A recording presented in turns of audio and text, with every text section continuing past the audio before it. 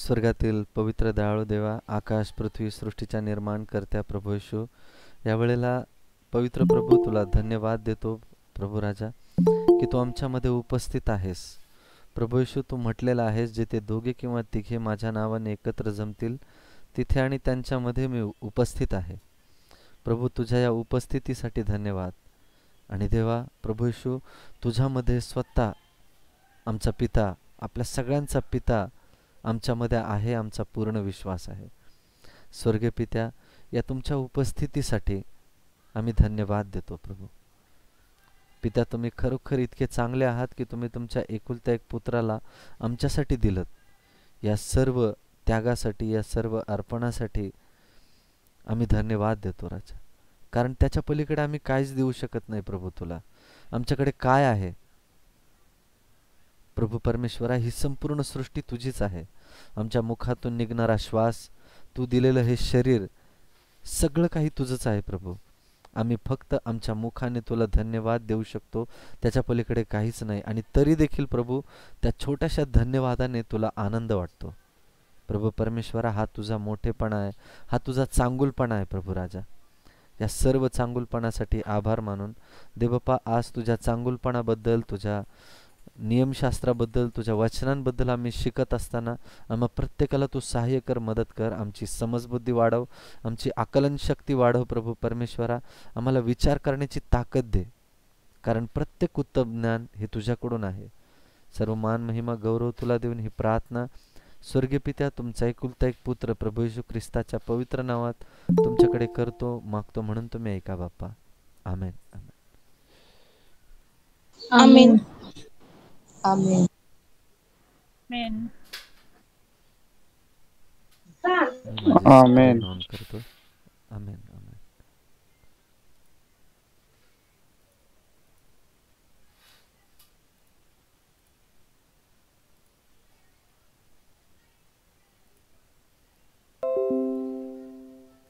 Screen दिसते सगळ्यांना? नाही. आता दिसते? नाही. हो, दिसते ब्रदर. ओके. दिसते भाऊ. ओके. आजचा विषय तुमच्या सगळ्यांच्या स्क्रीनवर आहे. कोणी वाचेल?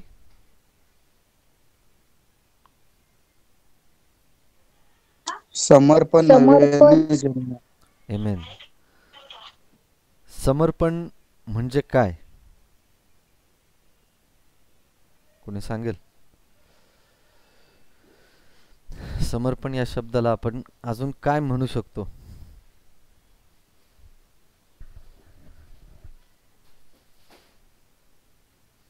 आत्मत्याग.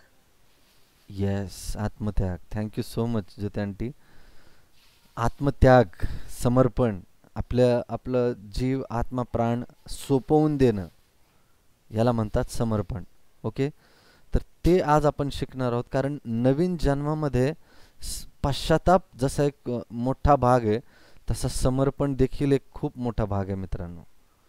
कारण याच्याशिवाय काहीच होऊ शकत नाही. जसं पश्चाताप हे पहिलं पाऊल आहे, तसं समर्पण याच्याशिवाय काहीच होऊ शकत नाही. हे देखील खूप महत्त्वाचं आहे. आता याच्यामध्ये काय आपण शिकणार आहोत, काय आपल्या जीवनामध्ये ह्या गोष्टी महत्त्वाच्या आहेत. हा शब्द जरी लहान असला, याच्याबद्दल आत्तापर्यंत आपण खूप वेळेला जरी ऐकत आलो मित्रांनो, पण हे जे शिकणार आहेत ना तुम्ही, हा जो अनुभव घेणार आहात आज, हा आत्तापर्यंतचा सगळ्यात निराळा अनुभव असेल तुमचा. कोणी वाचेल टायटल आणि पहिला मुद्दा?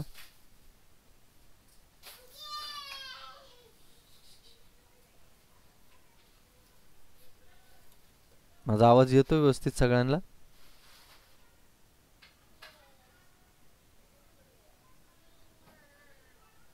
हो ब्रदर.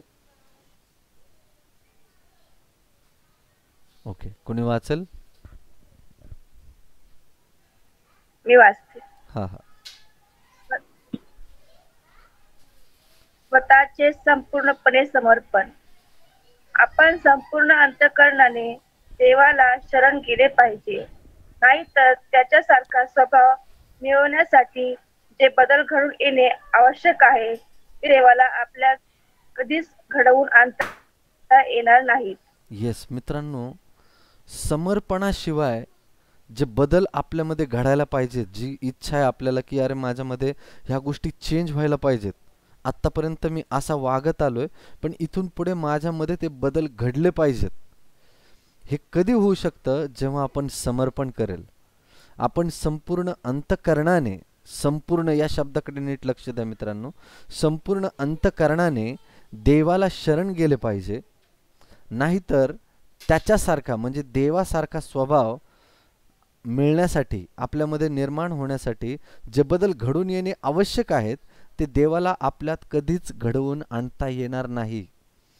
देव कुणालाही बळबळ पकडून आणत नाही आणि त्याच्यामध्ये ते सगळे जे स्वभाव आहेत त्याचे चांगुलपण, त्याचा प्रेमळ स्वभाव तो बळबळ आपल्यामध्ये टाकत नाही.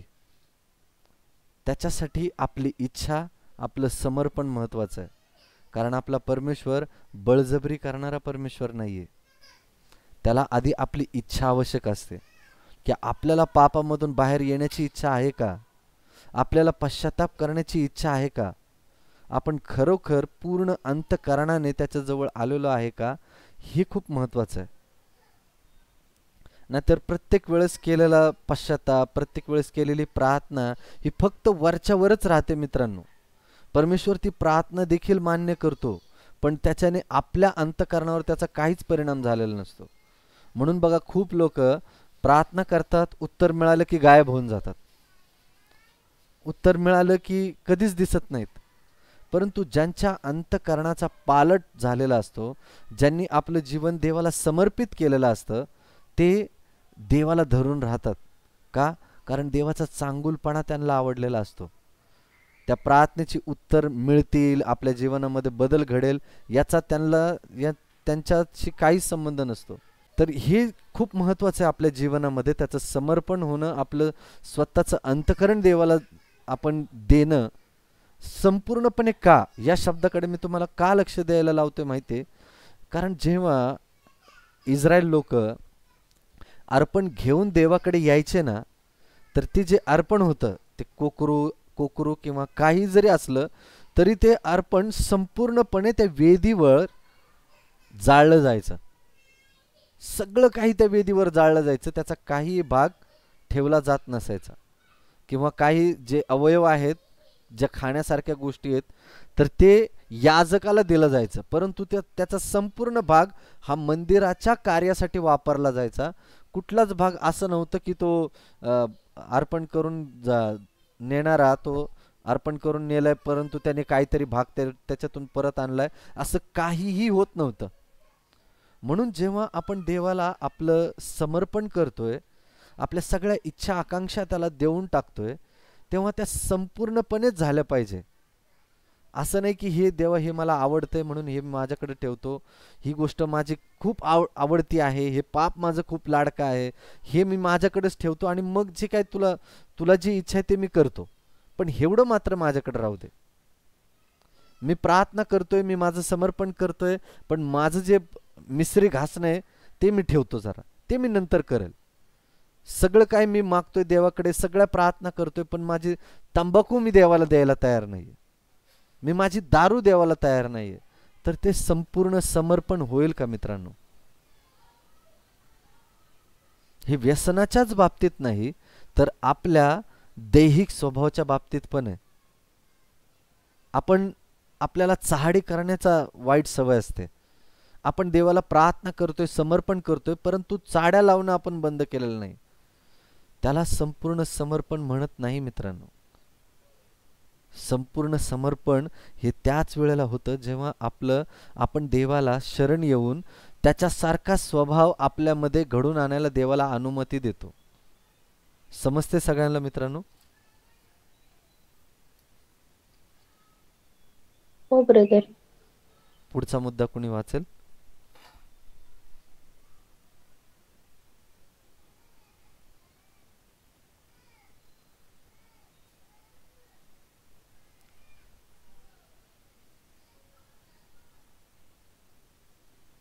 आपल्या जन्मजात स्वभाव गुणांनी आपण देवापासून दुरावलेलो असतो. देवाच्या पवित्र आत्म्याने आपल्या आपल्या या अवस्थेचे वर्णन पुढील शब्दात केले आहे. तुम्ही आपले अपराध व आपली पातके यामुळे मृत झाला आहात. हर एक मस्तक विधित झाले आहे. हर एक हृदय ग्लान झाले आहे. पापाच्या तळव्यापासून मस्तकापर्यंत काहीच धड नाही. इफिस्करास 2 दुसरा अध्याय पहिल्याने यशया 1:5 आणि 6. थँक्यू सो मच ताई. मित्रांनो, ह्या मुद्द्याकडे थोडं मनन करा, त्याच्याकडे लक्ष द्या. आपल्या जन्मजात स्वभाव गुणांनी आपण देवापासून दुरावलेले आहोत.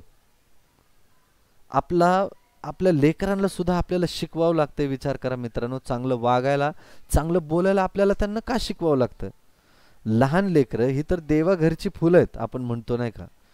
मग तरी सुद्धा त्यांना चांगल्या गोष्टी का शिकवाव्या लागतात? कारण मानवी स्वभावच मुळात वाईट गोष्टींना आकर्षिला जाणार आहे. म्हणून आपल्याला लेकरांना सुद्धा चांगल्या गोष्टी शिकवाव्या लागतात, चांगलं वळण लावावं लागतं.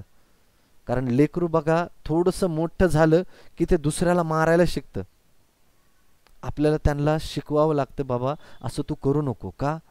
कारण आपला स्वभावच मूळतः वाईट आहे. देवाच्या पवित्र आत्म्याने आपल्या या अवस्थेचे वर्णन पुढील शब्दात केलंय.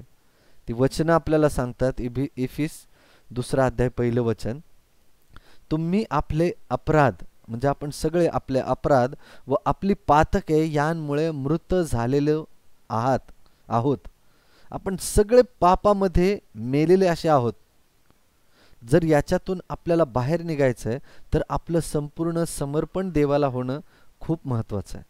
आता आपण पश्चाताप केलाय, आपल्याला पापांची क्षमा मिळाली. पापांची क्षमा ही परमेश्वराने आपल्याला देणगी म्हणून दिली आणि ती देणगी आता आपण स्वीकारली. नवीन जन्माचा अनुभव आपण घेत आहोत. पण आता आपलं समर्पण देवाला करणं महत्वाचं आहे. कारण पापामुळे आपली अवस्था मृत झालेली आहे.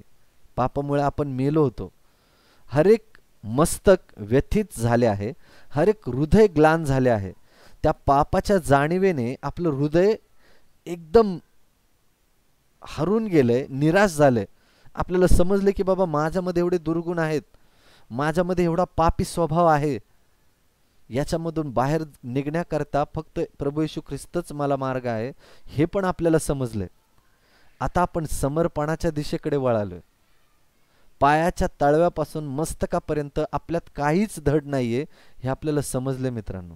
यशया 1 अध्याय 5 आणि 6 मध्ये हे वचन लिहिलेलं आहे. पुढचा जो मुद्दा आपण शिकणार आहोत त्याच्याबद्दल पण थोडं मनन करा. आपल्या हृदयाशी ह्या गोष्टी काय बोलत आहे नेमकं याच्याकडे लक्ष द्या. कोणी वाचेल?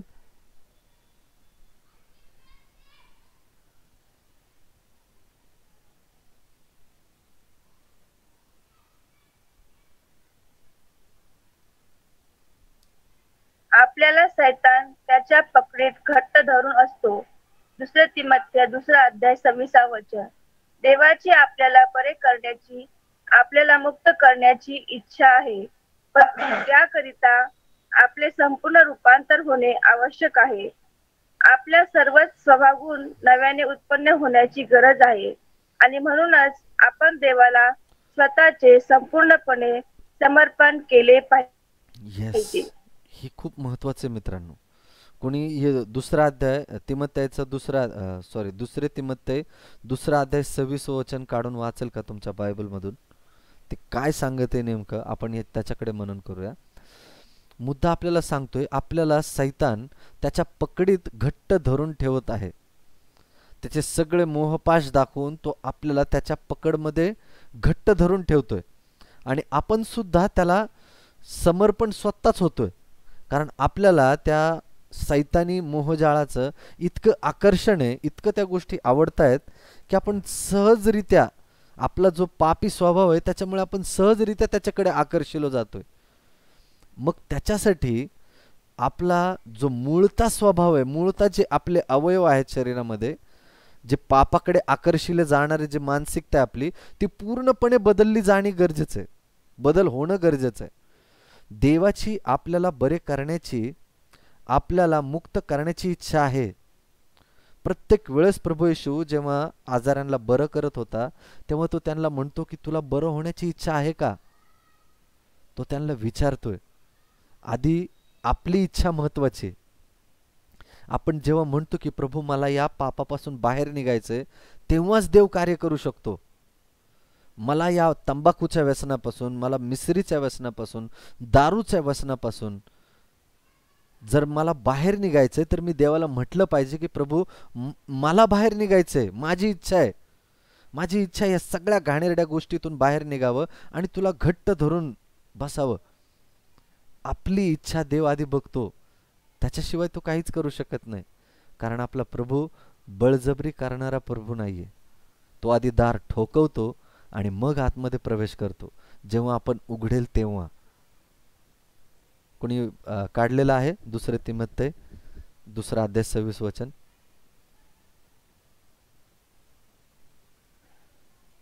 वाचू मी? वाचत आहे. आणि सैतानाने त्यांना धरून ठेवल्यानंतर ते त्यांच्या पाशातून सुटून देवाच्या इच्छेस वश होण्याकरिता शुद्धीवर येतील. येस, देवाच्या इच्छेला ते आकर्षून येतील आणि आपलं जीवन देवाला समर्पित करतील त्याचा चांगुलपणा बघून. पुढे मुद्दा आपल्याला हे सांगतोय मित्रांनो, पण त्याकरिता आपले संपूर्ण रूपांतर होणे आवश्यक आहे.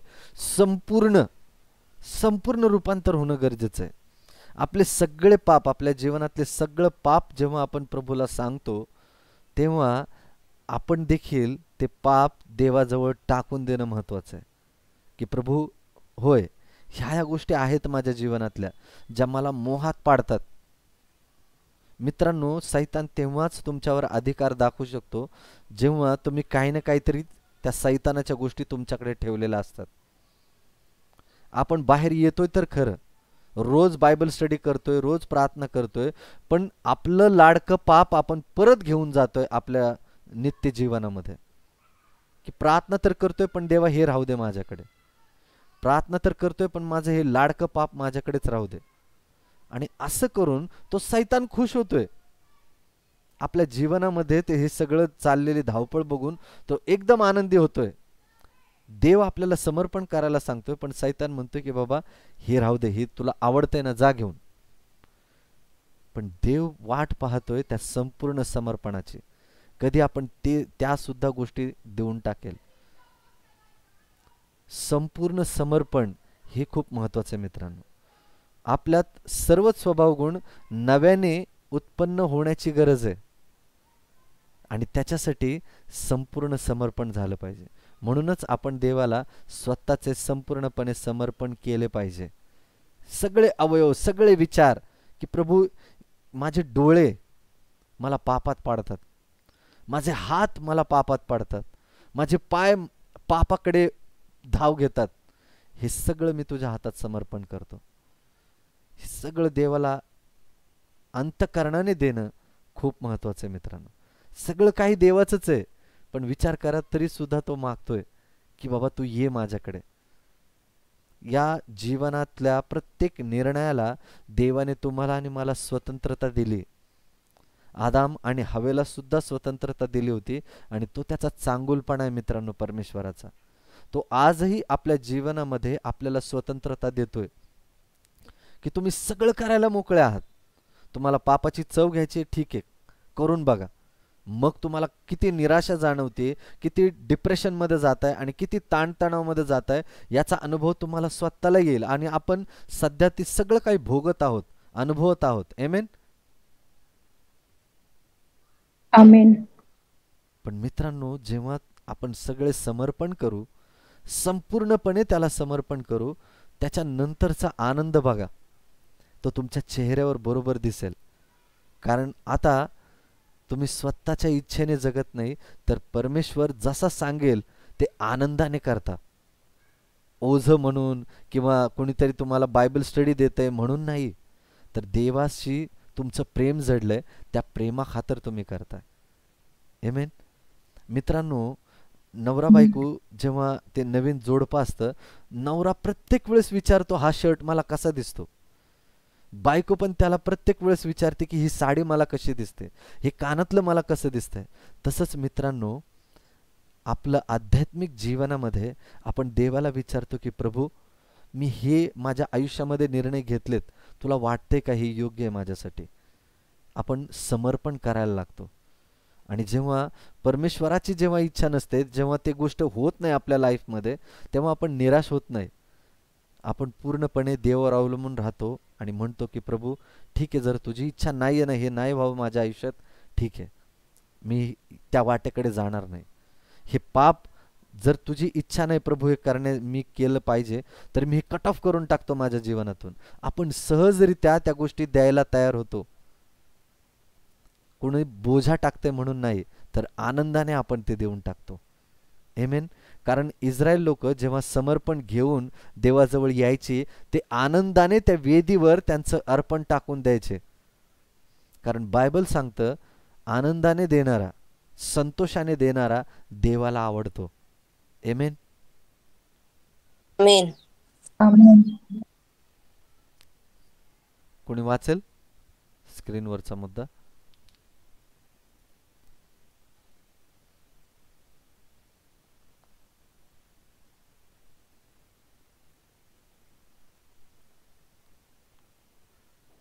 हॅलो.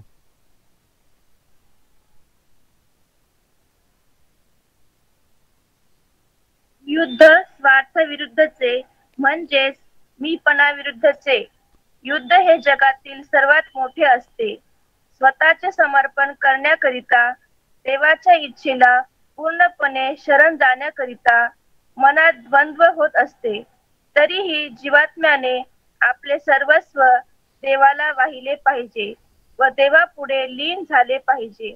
तेव्हाच कोठे मग अंतर्यामात पवित्रता, शुद्धता उत्पन्न केली जाऊ शकते. आमेन. मित्रांनो, पुष्कळ वेळेला जेव्हा आपल्या जवळ मोह येतो, सैतान सगळ्या प्रकारचे मोहजाळ आपल्या समोर ठेवतो, आणि तेव्हा देव आपल्याला सांगत असतो की बाबा, आपल्या अंतःकरणामध्ये तो आवाज येत राहतो की हे तुझ्यासाठी चांगलं नाहीये. पण तेव्हा खरं युद्ध चालू होतं आपलं, की काय करायचं. हे तर मला आवडतंय, माझ्या देहाला आवडतंय, माझ्या शरीराला आवडतंय, मग आता मी काय करू. आणि हे जे युद्ध आहे ना मित्रांनो, हे जगातलं सगळ्यात मोठं युद्ध आहे.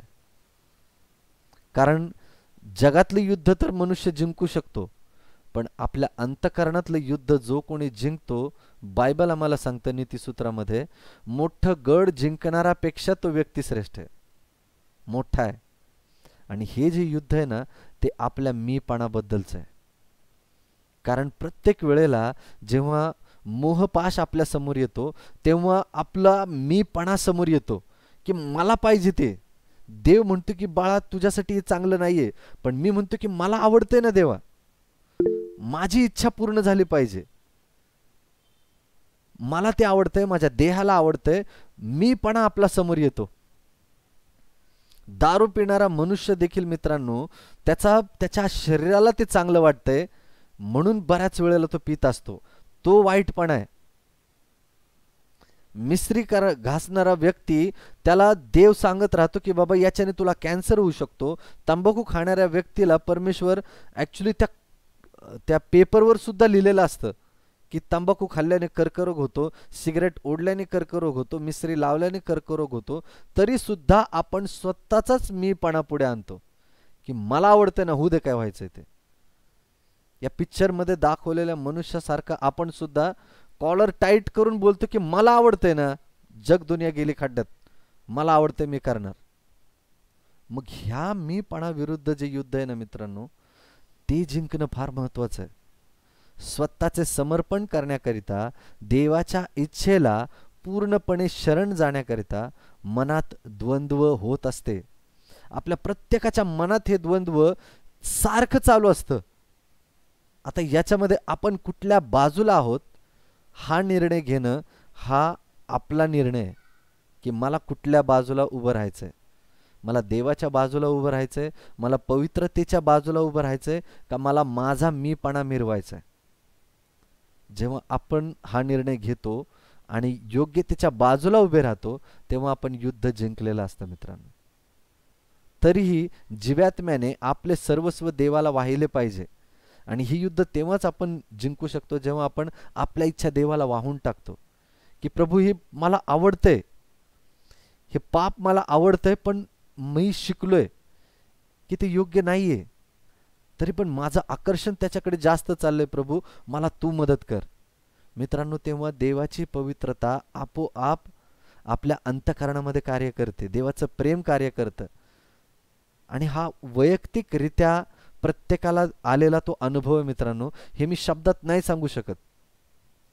ज्याने तो अनुभव घेतलेला आहे त्यालाच माहिती आहे की परमेश्वराचं प्रेम काय म्हणून आपल्या हृदयामध्ये काम करतं. ते शब्दात कोणी सांगू शकत नाही. पण जेव्हा तो मनुष्य समर्पण करतो तेव्हा त्या पापावर त्याला विजय मिळवता येतो. ती ताकद परमेश्वर स्वतः त्याला देतो. तेव्हाच कुठे मग अंतर्यामात पवित्रता, शुद्धता उत्पन्न केली जाऊ शकते.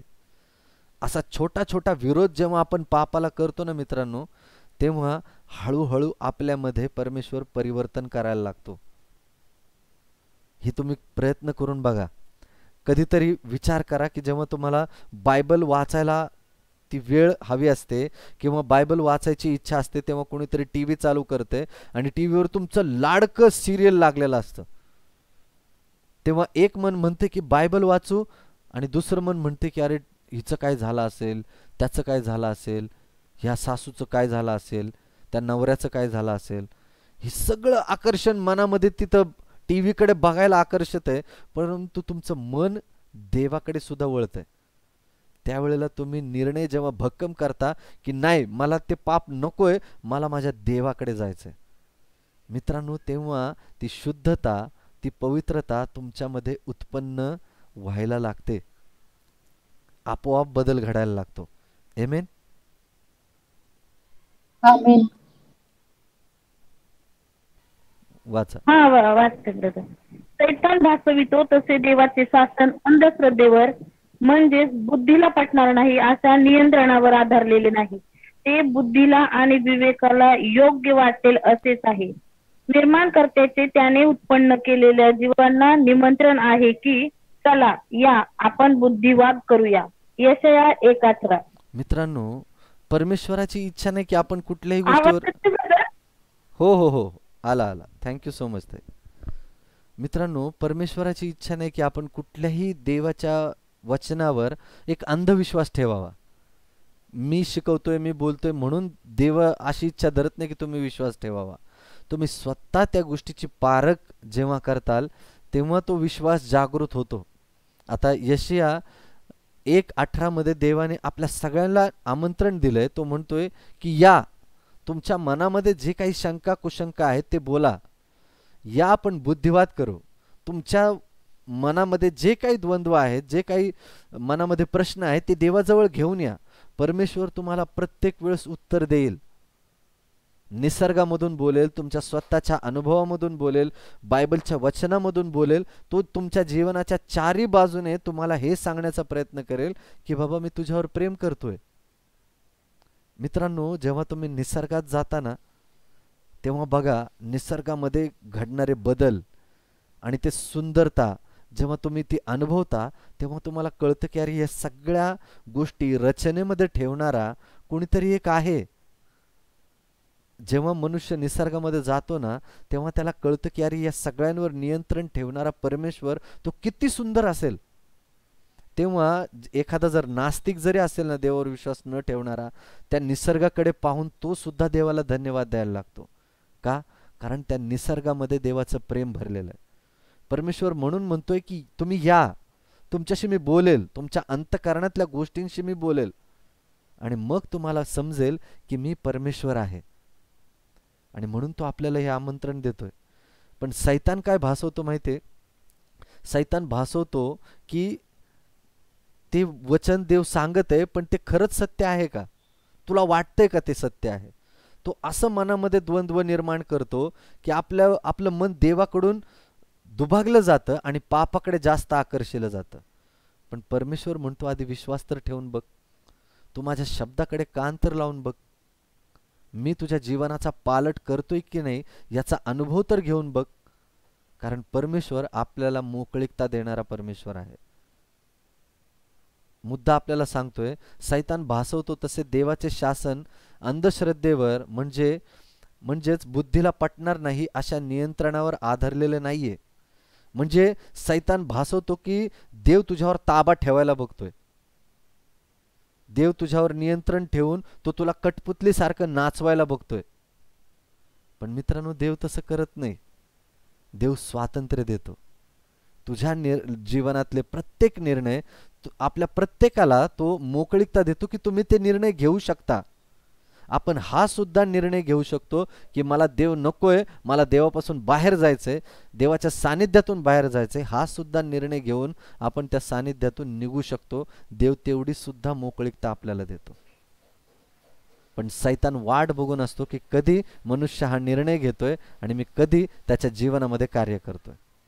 सैतान हे टपून बसलेला आहे की कधी आपण त्या गोष्टी करतोय. परंतु परमेश्वर अश्रू ढाळत बोलवतोय की माझ्या मुला माझ्याकडे ये, म्हणजे मी तुला शांती देईल. असा तो आपला प्रभू आहे मित्रांनो. दुसरा मुद्दा कोणी वाचेल स्क्रीनवरचा?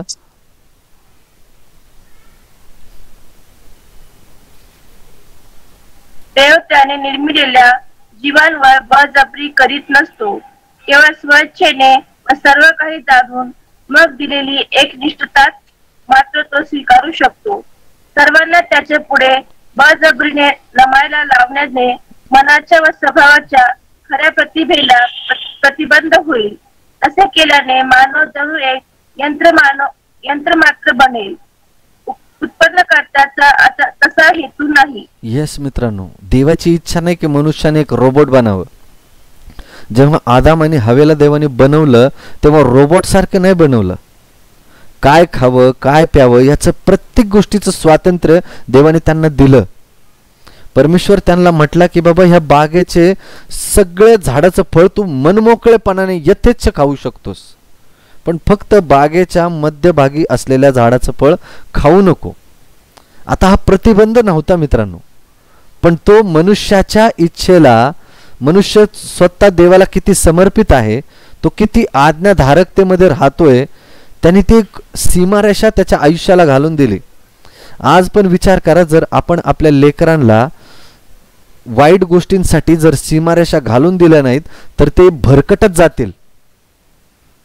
त्यांना देखील काही सीमा नाहीये किंवा काही अंतर नाहीये किंवा पापाची कुठली भीती नाहीये, म्हणून ते एकदम निवांत राहून बेफिक्री इकडं तिकडं फिरत राहतील, त्यांच्या मनाला वाटेल ते करत राहतील.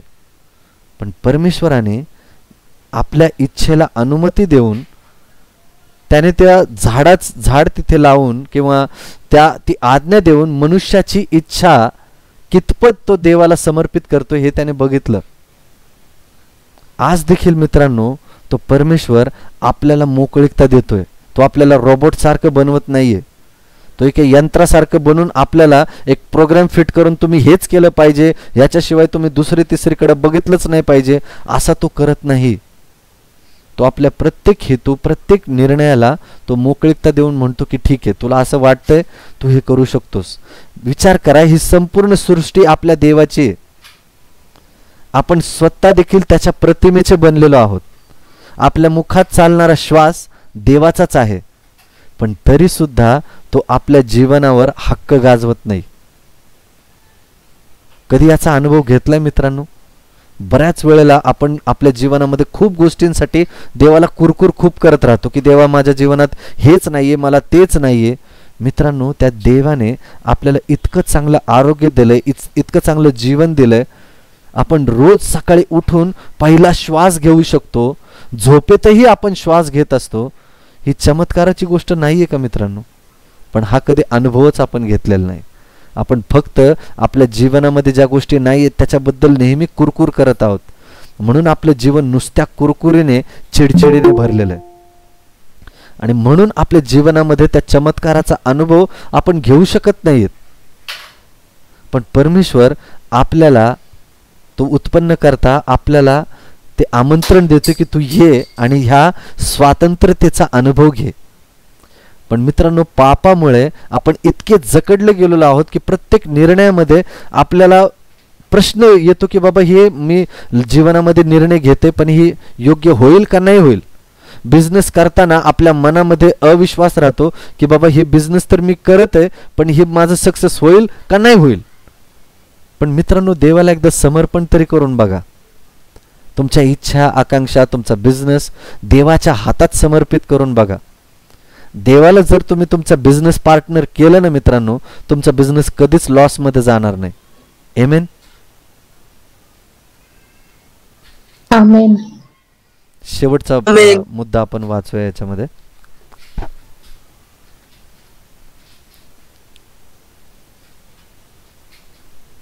कोणी वाचेल?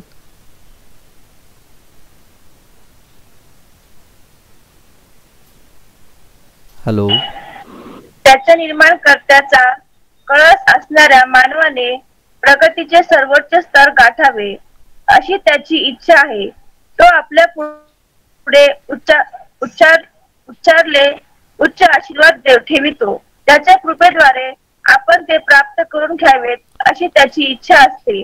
त्याच्या योजनेनुसार त्याने आपल्यामध्ये कार्य करावे, याकरिता आपण त्याला स्वतःचे समर्पण करावे म्हणून तो आपल्याला पाचारण करीतो. पण शेवटी निर्णय आपला असतो की आपण पापांच्या गुलामगिरीतून मुक्त केले जाण्यास व देवपुत्राचे गौरव स्वातंत्र्य प्राप्त करून घेण्यास कबूल हो किंवा नाही. येस मित्रांनो, म्हणून करा. पुन्हा एकदा स्वतः वाचा हे वाक्य. काय सांगते बघा. त्याच्या निर्मिती कार्याचा कळस असणाऱ्या मानवाने प्रगतीचे सर्वोच्च स्तर गाठावे अशी त्याची इच्छा आहे. तुम्ही आणि मी परमेश्वराच्या निर्मिती कार्याचे कळस आहोत. कळस आहोत याचा अर्थ काय? कळस म्हणजे काय? उच्च स्थान, सगळ्यात उंच ठिकाण. परमेश्वर आज तुम्हाला आणि मला ते उंच ठिकाण बनवत आहे आणि आपण आहोत. परमेश्वर म्हणतो तुम्ही आहात. उच्च कळस असणाऱ्या मानवाने प्रगतीचे सर्वोच्च स्तर गाठावे.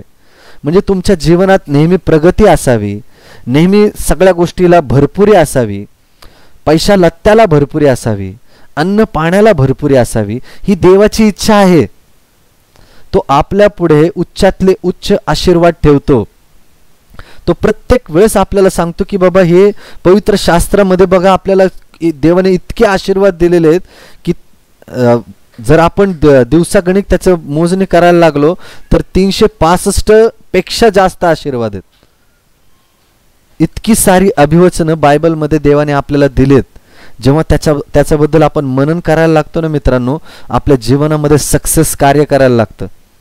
तुम्हाला जर कुठल्याही गोष्टीमध्ये यशस्वीपणा हवा आहे तर त्या वचनावर मनन करायला लागा. बघा परमेश्वर तुमच्या जीवनामध्ये कसं कार्य करतोय. त्याच्या कृपेद्वारे आपण ते प्राप्त करून घ्यावेत अशी त्याची इच्छा आहे. तो आपल्या पुढे उच्चातले उच्च आशीर्वाद ठेवतोय. आपल्याला म्हणतो की बाबा माझी इच्छा आहे की तुझ्या जीवनामध्ये एक चांगलं यशस्वीपणा असावा, तुझ्या जीवनामध्ये आनंद असावा, तुझ्या जीवनामध्ये प्रत्येक गोष्टीला तुला यश मिळावं ही माझी इच्छा आहे. पण मी काय म्हणतोय की नाही देवा, माझी इच्छा पूर्ण झाली पाहिजे. नाही देवा, मला हे आवडते, मी हेच करणार.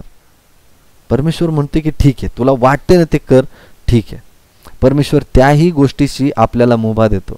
पण आपण परमेश्वराच्या इच्छेला अनुमती देत नाही म्हणून आपल्या जीवनामध्ये त्या देवाचं कार्य घडत नाही, देवाचे आशीर्वादाचं कार्य घडत नाही. मित्रांनो, जेव्हा मी माझं काम करत होतो, मी प्रत्येक वेळेला 8 तास जेव्हा मी ज्या ठिकाणी काम करत होतो हॉस्पिटलमध्ये, तेव्हा माझ्या अंतःकरणाची इच्छा नेहमी असायची की अरे मी इथं 8 तास राबतोय पण माझी अंतःकरणातून इच्छा आहे की मला देवाची सेवा करायची. आणि ह्या 8 तासामधून जेव्हा मी घरी जातोय तेव्हा थकून जेवून झोपल्याशिवाय मी काहीच करू शकत नाहीये. माझं जीवन नुसतं हेच चाललंय. 8 तास काम, घरी जायचं, जेवायचं, झोपायचं, परत सकाळी उठायचं, परत कामावर यायचं, परत घरी जायचं, जेवायचं, झोपायचं, याच्या व्यतिरिक्त काहीच घडत नाही प्रभू. पण जेव्हा मी माझ्या इच्छा आकांक्षा देवाला समर्पित केला, देवाने मला एक व्यवसायाचा मार्ग दिला की तू हे कर, तुझ्यामध्ये ह्या सगळ्या गोष्टी आहेत, तू एकदा हे पाऊल तरी उचलून बघ. आणि जेव्हा मी ते पाऊल उचललं आणि देवाला म्हटलं की प्रभू मी हे पाऊल उचलतोय खरं, पण मला यातला काही अनुभव नाहीये, माझी बुद्धी जी आहे ती व्यावसायिक नाहीये, मला कोणी येऊन येडा बनून जाईल, इतकं मी या सगळ्या गोष्टीमध्ये अज्ञानी आहे, मग मी काय करू प्रभू? परमेश्वराने त्याच्या इच्छेने मला या व्यवसायामध्ये चालवलं आणि त्याने हे दाखवून दिलं की तू माझी इच्छा पूर्ण केलीस ना, मी तुझी इच्छा पूर्ण करतो. आणि परमेश्वराने खरंच कार्य केलं आणि त्याने तो आजवर माझा व्यवसाय चालवत आहे. आणि ज्या वेळेला ह्या वचनाचा अभ्यास करून मी त्याला वेळ द्यायला लागतो, तेव्हा तो माझ्या व्यवसायाचा प्रत्येक भाग सांभाळायला लागतो, प्रत्येकाच्या अंतःकरणामध्ये परमेश्वर कार्य करायला लागतो. हे कधी होतं मित्रांनो? जेव्हा आपण आपल्या इच्छा देवाला समर्पित करतो की प्रभू माझी इच्छा अशी आहे, परंतु तुझी इच्छा काय आहे ते माझ्यासाठी महत्वाचं आहे. मित्रांनो, परमेश्वर तुम्हाला शेपूट नाही बनवू इच्छित आहे. परमेश्वराची इच्छा आहे की तुम्ही मस्तक असावं, तुम्ही मुकुट असावं. तुमच्या कामामध्ये म्हणा, तुमच्या व्यवसायामध्ये म्हणा, तुमच्या प्रत्येक कार्यामध्ये तो तुम्हाला मुकुट बनवू इच्छितोय. पण आपण आपल्याच इच्छा देवासमोर मांडून इच्छा पूर्ण करणं इतका हट्टी बनतो की मला माझ्या इच्छा पूर्ण करायचे, देव काय सांगतोय, वचन काय सांगतोय हे माझ्यासाठी महत्वाचं नाही, मला माझ्या इच्छा महत्वाच्या आहेत. आणि म्हणून मित्रांनो, परमेश्वर सुद्धा तिथे काही कार्य करू शकत नाही, कारण आपली इच्छाच नाहीये देवाने कार्य करावं म्हणून. त्याच्या योजनेनुसार त्याने आपल्यामध्ये कार्य करावे याकरिता आपण त्याला स्वतः समर्पण करावे, म्हणून तो आपल्याला पाचारण करतो, तो बोलवतो की बाबा तू तुझ्या इच्छा आकांक्षा तू समर्पण तरी कर, मी बघल काय करायचं ते. कारण मित्रांनो, जेव्हा तुम्ही तुमच्या प्रार्थना, तुम्ही तुमच्या विनंत्या सर्व समर्थाच्या हातात देता, तेव्हा तो कार्य करायला त्याला कोणीही अडवू शकत नाही. विचार करा, जर तुम्ही मला प्रार्थनेला बोलवलं तर मला खूप साऱ्या समस्यांना तोंड द्यावं लागू शकतं. तुम्ही जर मला अमुक एका ठिकाणी बोलवलं आणि म्हटलं की ब्रदर प्रार्थनेला या, अशा अशा समस्या आहेत, तेव्हा रस्त्यातून येताना माझी गाडी पंक्चर होऊ शकते, माझा अपघात होऊ शकतो, किंवा काही खोटं नाटं बोलून मी माझं पळवाट काढू शकतो. पण जेव्हा मी परमेश्वराच्या हातात ती परिस्थिती सोपवतो, तेव्हा देवाला कोण अडवणार आहे? कुठली ताकद देवाला अडवू शकते? आमेन. म्हणून त्या प्रत्येक इच्छा आकांक्षा देवाला समर्पित होणं गरजेचं आहे. पण शेवटी निर्णय आपला असतो की आपण पापाच्या गुलामगिरीतून मुक्त केले जाण्यास व देवपुत्राचे गौरवी स्वातंत्र्य प्राप्त करून घेण्यास कबूल होऊ किंवा नाही. हा तुमच्या प्रत्येकाचा वैयक्तिक निर्णय की देवाची इच्छा माझ्यामध्ये पूर्ण झाली पाहिजे का नाही झाली पाहिजे, हा तुमचा वैयक्तिक निर्णय. आणि त्याच्यासाठी स्वतःचं समर्पण होणं महत्वाचं आहे. देव बळबळ आपली मान धरून तो प्रार्थनेला बसून आपल्याला गुडघे टेकवायला लावत नाही. तुमची इच्छा महत्वाची आहे आणि देवाला म्हणणं गरजेचं आहे की होय प्रभू तू कर. देवा माझी इच्छा अशी आहे, पण तुझी जी इच्छा आहे तेच तू कर. देवा माझी प्रार्थना विनंती ह्या आहेत, परंतु जी तुझी इच्छा आहे तेच तू कर. मी एवढ्या विनंत्या तुझ्या पुढे सादर केल्यात, मला हा मुलगा पसंत आहे, माझा हा बिझनेस डील मला करायचे आहेत, मला ही मुलगी पसंत आहे, पण तुझी इच्छा काय ते तू कर. हे महत्वाचं आहे. आमेन. आमेन. आपण आणखीन त्या गोष्टीबद्दल शिकणार आहोत मित्रांनो, ज्याच्याद्वारे आपल्या हृदयाचं परीक्षण आपोआप आपण करू शकू की माझं कुठली गोष्ट नडते जे मी समर्पण करू शकत नाही, माझ्यामध्येच काय दोष आहे जो मी समर्पण का करू शकत नाही. या गोष्टी आपण जाणून घेणार आहोत, ज्या नवीन जन्मासाठी खूप महत्वाचा भाग आहे. आपण प्रार्थना करूयात. स्वर्गातील पवित्र दयाळू देवा, आकाश पृथ्वी सृष्टीच्या निर्माण करत्या प्रभू येशू, यावेळेला तू समर्पणाविषयी जे काय आम्हाला शिकवत आलेला आहेस प्रभू, आम्हाला समजलंय की आम्ही काय एवढे मागं आहोत, काय एवढे विश्वासामध्ये कमी आहोत, का आम्ही निराशेला सामोरे जातो, का आम्ही प्रत्येक निर्णयाला घाबरतो की त्या गोष्टी पूर्ण होतील का नाही होईल, म्हणूनच आम्ही मागे आहोत प्रभू. पण देवपा आज आम्हाला कळालंय की आम्ही आमचे प्रत्येक निर्णय, प्रत्येक हेतू तुला समर्पित करायला हवेत. आम्ही आमच्या पापाविषयी आम्हाला समजलंय, त्याबद्दल आम्ही पश्चातापाविषयी पण शिकलो प्रभू, पण आता आम्ही समर्पणाविषयी शिकत आहोत, जो आमच्या जीवनामध्ये खूप महत्त्वाचा भाग आहे. आम्ही प्रत्येक दिवशी आमच्या इच्छेला, आमच्या प्रार्थनेला, आमच्या विनंतीला तुला समर्पित करून स्वतः निश्चिंत राहावं, मोकळा श्वास घेऊन जगावं, यासाठी तू आम्हाला पाचारण केलेलं आहेस प्रभू. तू आम्हाला बोलवत आहेस प्रभू परमेश्वरा. या आमंत्रणाला आम्ही स्वीकारून आम्ही खऱ्या अर्थाने स्वतःचं समर्पण करू शकतो आणि करत आहोत प्रभू. तेवढंच काय ते आम्ही स्वतःहून करू शकतो प्रभू. आम्ही जसे आहोत तसे तुझ्या पुढे येऊन स्वतःला लीन आणि नम्र करून तुझ्या पुढे नतमस्तक होत आहोत प्रभू. कोणी सांगते म्हणून नाही प्रभू, पण तू तुझं प्रेम दाखवून आम्हाला बोलवलंस दे बाप्पा, आणि त्या प्रेमाला अनुसरून आम्ही आमच्या सगळ्या इच्छा आकांक्षा तुझ्या पायाजवळ ठेवत आहोत प्रभू परमेश्वरा. या ग्रुपला तू विशेष करून आशीर्वाद दे, कारण प्रत्येकजण रोज तुझ्या वचनाचा अनुभव घेत आहे. तू जे काही सांगशील ते प्रत्येक जण कान देऊन ऐकत आहे आणि त्याच्यानुसारच त्यांच्या जीवनामध्ये परिवर्तन घडत आहे. तू ते करत आहेस म्हणून धन्यवाद देतो प्रभू. आम्ही आमच्या जीवनामध्ये खऱ्या अर्थाने समर्पण करावं.